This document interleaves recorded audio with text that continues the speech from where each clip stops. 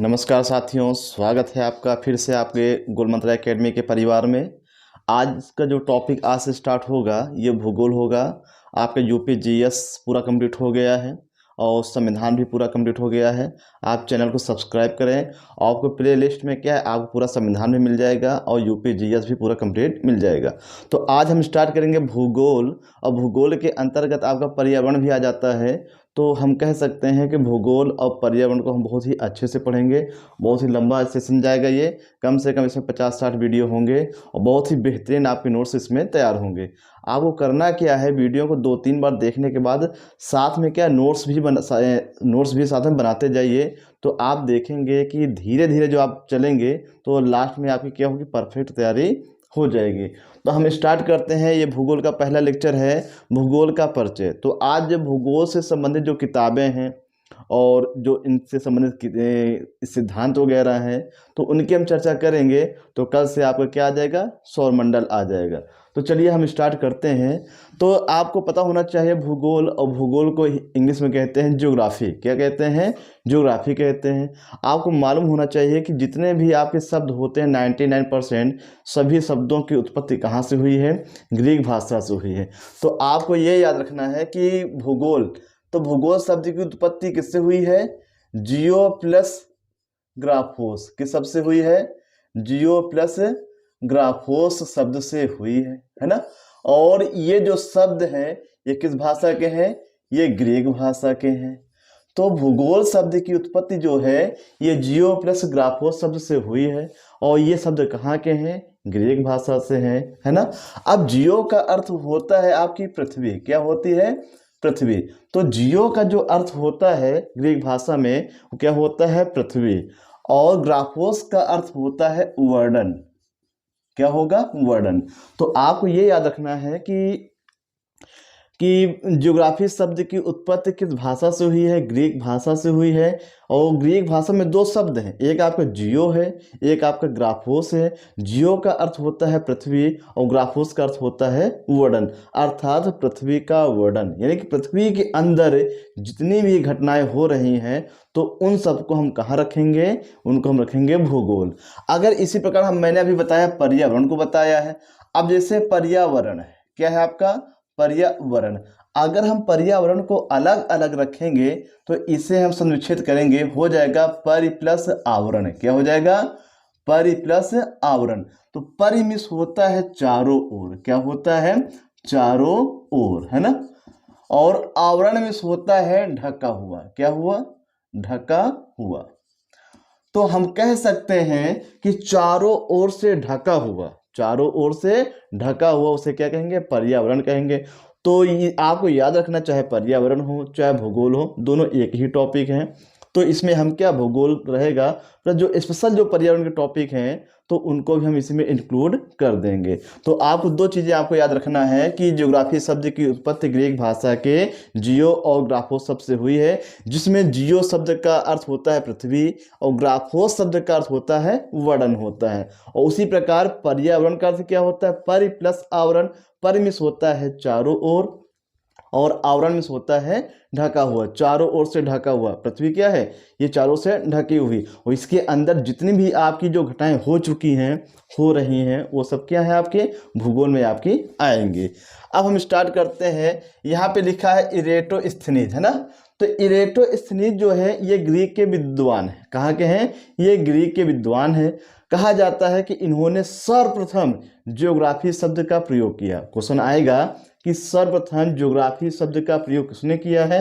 तो आपको याद रखना है इरेटोस्थनीज। किस शब्द का प्रयोग? ज्योग्राफी शब्द का प्रयोग, है ना। तो क्वेश्चन ये आएगा कि सर्वप्रथम ज्योग्राफी शब्द का प्रयोग किसने किया है? तो आपको याद रखना है इरेटोस्थनीज ने ज्योग्राफी शब्द का प्रयोग किया है। आगे हम देखेंगे कि इसीलिए कुछ लोग इनको भी जनक मानते हैं भूगोल का, लेकिन आपको याद रखना है कि भूगोल के जो जनक हैं वो हिकेटियस हैं। कौन है? भूगोल के जनक कौन है? ये हिकेटियस हैं। तो वनडे एग्जाम में सबसे ज़्यादा पूछा जाने वाला क्वेश्चन क्या है? भूगोल के जनक। तो भूगोल के जनक कौन है? हिकेटियस हैं। और एक आपका और पूछा जाएगा कि आधुनिक भूगोल के जनक कौन है, तो आपका हो जाएगा अलेक्जेंडर वान हम्बोल्ट। तो ये दो नाम आपको याद रखना है, हिकेटियस भी याद रखना है और अलेक्जेंडर वान हम्बोल्ट को भी याद रखना है। तो हिकेटियस है आपके भूगोल के जनक और अलेक्जेंडर वान हम्बोल्ट क्या है, ये आधुनिक भूगोल के जनक। अलेक्जेंडर वान हम्बोल्ट क्या है, ये आधुनिक भूगोल के जनक। आगे हम देखेंगे जेम्स हटन से क्या बनता है, ये कहलाते हैं आधुनिक भूविज्ञान के जनक। आधुनिक भूविज्ञान के जनक कौन है, जेम्स हटन है। आगे हम देखेंगे, ये तो जनक आपके हो गए। अब कुछ भूगोल से संबंधित जो है, पृथ्वी की उत्पत्ति से संबंधित कुछ सिद्धांत हैं और उन सिद्धांतों को किसने दिया है, ये भी क्या है, ये थोड़ा हाई लेवल के सवाल हैं। ये थोड़ा हाई लेवल के, जैसे पीसीएस वगैरह होते हैं तो वहाँ पीसीएस प्री वगैरह में ऐसे क्वेश्चन आते हैं, या फिर समीक्षा अधिकारी है तो वहाँ इस प्रकार के क्वेश्चन पूछे जाते हैं। एसआई में भी आप क्या सकते हैं, और लेखपाल जैसे पेपर हैं वहाँ पर भी यहाँ से क्वेश्चन जो है बहुत अच्छे बनते हैं। तो आगे हम देखेंगे निश्चयवाद या नियतिवाद सिद्धांत के जनक कौन है, फ्रेडरिक रेटजेल। फिर से देखिएगा, निश्चयवाद या नियतिवाद, निश्चयवाद या नियतिवाद सिद्धांत के जनक कौन है, ये फ्रेडरिक रेटजेल है ना। आगे हम देखेंगे नवनियतिवाद, नवनियतिवाद सिद्धांत, ये जो है ग्रिफिथ टेलर है। कौन है, ग्रिफिथ टेलर है। तो नवनियतवाद सिद्धांत के जनक कौन है, ग्रिफिथ टेलर है ना। आगे हम देखेंगे समताप रेखाओं का जन्मदाता किसे माना जाता है, हम्बोल्ट को माना जाता है। समताप रेखाओं का जो जन्मदाता या फिर जनक किसे कहते हैं, ये हम्बोल्ट को कहते हैं। आगे हम देखेंगे आधार तल की संकल्पना सर्वप्रथम किसने दी, आधार तल की संकल्पना सर्वप्रथम पावेल ने दी। किसने दी है, पावेल ने। तो आपको याद रखना है आधार तल की जो संकल्पना ये किसने दिया है, ये पावेल ने दिया। किसने दिया है, पावेल ने दिया है। आगे हम देखेंगे भौगोलिक चक्र का प्रतिपादन, भौगोलिक चक्र का प्रतिपादन ये डेविस ने किया है। भौगोलिक चक्र का प्रतिपादन किसने किया है, ये डेविस ने किया है। नेक्स्ट, पैजिया शब्द का प्रयोग, ये वनडे एग्जाम के लिए वेरी वेरी इंपॉर्टेंट है कि पैजिया शब्द का प्रयोग किसने किया है, वैगनर ने किया। किसने किया है, वैगनर ने किया है। वेरी वेरी इंपॉर्टेंट लगा लेना इसमें क्या है, ये वनडे एग्जाम के लिए सबसे महत्वपूर्ण पॉइंट इन सब में क्या है आपका, पैजिया शब्द का प्रयोग सर्वप्रथम किसने किया है, ये किया है वैगनर ने किया है। किसने किया है, वैगनर ने किया है। आगे हम देखेंगे टूटकर गिरते हुए पिंडों का सिद्धांत, टूटकर गिरते हुए पिंडों का सिद्धांत ये जो है गैलीलियो ने दिया। किसने दिया है, गैलीलियो ने दिया है। आगे हम देखेंगे सौर मंडल की संकल्पना, तो ये किसने दिया है, कॉपरनिकस। तो ये भी इंपॉर्टेंट कर लेना आप कि सौर मंडल की जो संकल्पना ये कॉपरनिकस ने दिया है। किसने दिया है, कॉपरनिकस ने दिया है। अब देखिए, तो ये आपके हो गए भूगोल के जनक वगैरह हो गए। ये भूगोल से संबंधित क्या है, ये कुछ सिद्धांत हो गए।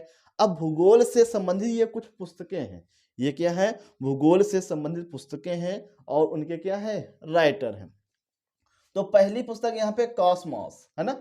तो कॉस्मॉस जो पुस्तक है ये है आपके अलेक्जेंडर वान हम्बोल्ट। किसकी है, अलेक्जेंडर वान हम्बोल्ट। तो इनकी जो पुस्तक है ये क्या है, कॉस्मॉस है। कौन सी है, कॉस्मॉस। तो कॉस्मॉस पुस्तक जो है ये अलेक्जेंडर वान हम्बोल्ट की है ना। आगे हम देखेंगे पॉलिटिक्स है ना। तो पॉलिटिक्स जो पुस्तक है ये अरस्तु की है। तो अरस्तु को भी जानना जरूरी है। तो इनकी पुस्तक क्या है आपकी, ये पॉलिटिक्स है। तो अरस्तु जो इतिहास में पूछे जाते हैं कि अरस्तु जो है, इनकी एक पुस्तक और है, क्या कहते हैं उसे, क्या कहते हैं, ये किसके गुरु हैं, ये आपके सिकंदर महान के। ये किसके गुरु हैं, ये सिकंदर महान के गुरु हैं है ना। कौन, ये अरस्तु। आगे हम देखेंगे प्रिंसिपल ऑफ ह्यूमन ज्योग्राफी है ना, प्रिंसिपल ऑफ ह्यूमन ज्योग्राफी। इनकी जो राइटर हैं कौन है, विडाल डिला ब्लास, विडाल डिला ब्लास, ये इनके राइटर हैं।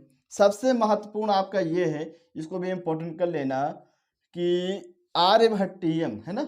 आर्यभट्टियम जो है ये किसकी रचना है, ये आर्यभट्ट की है। तो आर्यभट्ट वही जो भूगोल, वो गुप्त काल के ये समकालीन है, गुप्त काल के हैं, ये क्या समकालीन है। ये गणितज्ञ भी हैं और क्या है, आपके खगोल शास्त्र भी हैं। आपको मालूम होना चाहिए कि भारत का जो पहला उपग्रह है वो क्या है, उसका नाम ही इन्हीं के नाम पे रखा गया, आर्यभट्ट।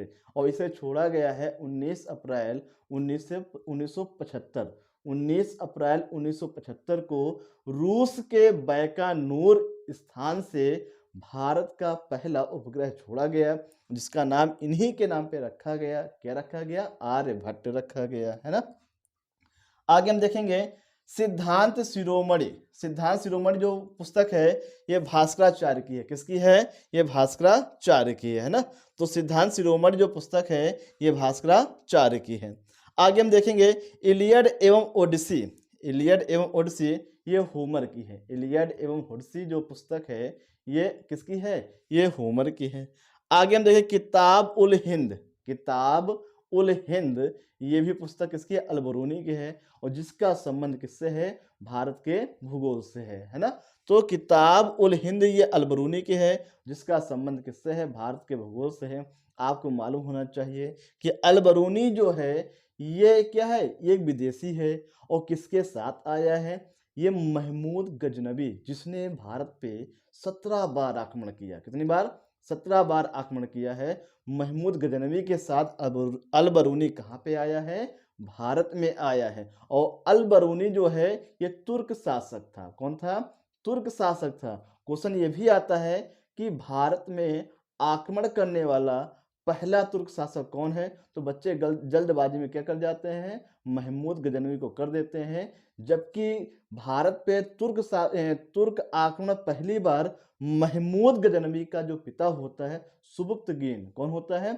सुबुक्तगीन जो है भारत पे आक्रमण करने वाला पहला तुर्क शासक होता है। जबकि प्रथम मुस्लिम आक्रमण आपको पता होना चाहिए मोहम्मद बिन कासिम 712 ईस्वी में। तो हम यहाँ बात कर रहे हैं अल-बरूनी, है ना। आगे देखेंगे एंथ्रोपोजियोग्राफी। एंथ्रोपोजियोग्राफी तो इसके राइटर कौन है? Friedrich Ratzel. कौन है? फ्रेडरिक रेटजेल है ना। तो क्या है आपके? फ्रेडरिक रेटजेल है। तो एंथ्रोपोजियोग्राफी ये पुस्तक किसने लिखी है? फ्रेडरिक रेटजेल ने। और लास्ट जो पुस्तक है the geography of the peace. The geography of the peace ये पुस्तक है Nicholas John Spykman. Nicholas John Spykman. और भी हम जैसे चर्चा करेंगे, इसी में आगे हम पढ़ाएंगे। जैसे आप पढ़ेंगे एक शब्द है इकोलॉजी। क्या शब्द है? इकोलॉजी, है ना। तो इकोलॉजी शब्द का प्रयोग जो है सर्वप्रथम किसने किया? तो इसे हिंदी में कहते हैं परिस्थिति। क्या कहते हैं? परिस्थिति विज्ञान। क्या कहेंगे? परिस्थिति विज्ञान। तो आपको याद रखना है कि परिस्थिति विज्ञान या फिर इकोलॉजी अंग्रेजी में कहते हैं, इस शब्द का प्रयोग सर्वप्रथम अर्नेस्ट हेकल ने किया। किसने किया है? अर्नेस्ट हेकल ने किया। Very very important, very very important. तो आपको याद क्या रखना है कि इकोलॉजी जिसे हिंदी में क्या कहते हैं? परिस्थिति विज्ञान कहते हैं। और इस शब्द का प्रयोग किसने किया है? अर्नेस्ट हेकल ने किया है। किसने किया है? अर्नेस्ट हेकल ने किया है। और हम देखेंगे एक शब्द है आपका इकोसिस्टम। कौन सा शब्द है? इकोसिस्टम, जिसे हिंदी में कहते हैं पारिस्थितिक तंत्र। पारिस्थितिक तंत्र भी कहते हैं, या फिर इसे पारितंत्र भी कहते हैं। क्या कहते हैं? पारितंत्र कहते हैं। दो शब्दों को भैया याद रखिएगा, क्योंकि यहाँ पे बच्चे पढ़ने के बाद ही कंफ्यूज होते हैं, इकोलॉजी और इकोसिस्टम। इकोलॉजी ये छोटा है और इकोसिस्टम बड़ा शब्द है। जो पहले हम छोटे रहेंगे, धीरे धीरे तो बढ़ेंगे, तो इसीलिए आपको याद रखना है इकोलॉजी जो है इसको पहले, ये जो है इसका जो लगभग जो सन माना जाता है नेट वगैरह में 1866 दिया है, 1868 में मिलता है, और किताबों में 1869 में मिलता है। तो सन हम यहाँ नहीं लिख रहे हैं, क्योंकि इसमें सन में क्या है? मतभेद है। और इसका जो सन है 1935 है। क्या है? 1935 है। और इस शब्द का प्रयोग जो है ये किया गया है एजी टांसले के द्वारा। किसके द्वारा? एजी टांसले के द्वारा। किसके द्वारा? एजी टांसले के द्वारा सर्वप्रथम पारस्की तंत्र शब्द का प्रयोग किया गया है। अब यहाँ से क्वेश्चन क्या बनते हैं? यहाँ से क्वेश्चन हम 4 क्वेश्चन आपको बताएंगे। एक आपका सागर है, एक आपका तालाब है, ठीक है, और एक आपका हो जाएगा फसल, और एक आपका हो जाएगा एक्वेरियम। तो यहाँ से क्वेश्चन क्या बनेगा? तो ध्यान से देखिएगा, जगह कम है, हम ओरल बोल देंगे तो आप लोग सुन लीजिएगा ध्यान से। तो 4 क्वेश्चन यहाँ से हम बताएंगे। एक शब्द है सागर या महासागर, सागर या महासागर। एक आपका हो जाएगा तालाब हो जाएगा, और एक आपका हो जाएगा आपका फसल, क्या हो जाएगा, फसल।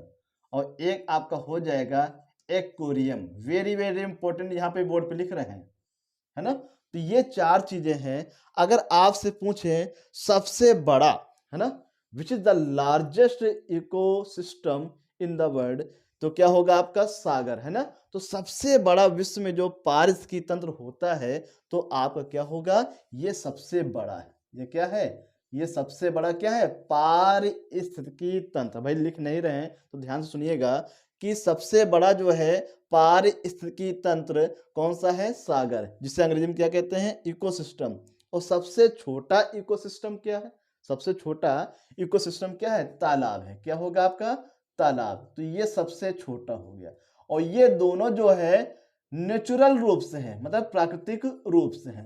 तो प्राकृतिक रूप से भी कह सकते हैं, या फिर ऐसे कहेंगे कि सबसे बड़ा जो पारिस्थितिकी तंत्र आपका ये सागर महासागर है, और सबसे छोटा क्या है आपका, ये तालाब माना जाता है। अगर पूछे कि सबसे बड़ा कृत्रिम रूप से, सबसे बड़ा कृत्रिम रूप से जो पारिस्थितिकी तंत्र होता है, इकोसिस्टम होता है, वो क्या है, तो ये बड़ा तो होगा लेकिन किसमें, ये कृत्रिम। तो कृत्रिम रूप से जो सबसे बड़ा कौन सा है, तो आपका फसल माना जाता है। और कृत्रिम रूप से सबसे छोटा कौन है, तो ये आपका हो जाएगा एक्वेरियम। क्या हो जाएगा, एक्वेरियम। तो ये दोनों भैया क्या है आपके, कृत्रिम रूप से है। और फिर से ध्यान दीजिएगा, ये क्या है, तो यहां हम लिख दे रहे हैं फिर से, पारिस्थितिक तंत्र। क्या है, पारिस्थितिकी तंत्र। इसे पारितंत्र भी कहते हैं, और अंग्रेजी में क्या कहते हैं, इकोसिस्टम कहते हैं। क्या कहते हैं, इकोसिस्टम कहते हैं। तो वेरी वेरी इंपॉर्टेंट है, फिर से सुन लीजिए। इकोलॉजी शब्द का प्रयोग किसने किया है, अर्नेस्ट हैकेल ने किया है। इकोसिस्टम शब्द का प्रयोग एजी टांसले ने किया है। अगर आप पूछे कि संसार में सबसे बड़ा या फिर पृथ्वी पे सबसे बड़ा इकोसिस्टम किसे माना जाता है, समुद्र या महासागर को माना जाता है। सबसे छोटा तालाब को माना जाता है। और कृत्रिम रूप से इकोसिस्टम किसे माना जाता है, फसल को माना जाता है सबसे बड़ा। और सबसे छोटा किसे कहते हैं, एक्वेरियम। एक्वेरियम होता है जैसे जो हम अंग्रेजी में से कहते हैं, a large glass container where fish are kept, that is called aquarium. अर्थात जैसे हम कह दें कि जो आपके घरों में मछली जो पाली जाती है कांच के अंदर, मछली जहाँ पालन होता है कांच के अंदर, उसे क्या कहते हैं, एक्वेरियम कहते हैं। क्या कहते हैं, एक्वेरियम।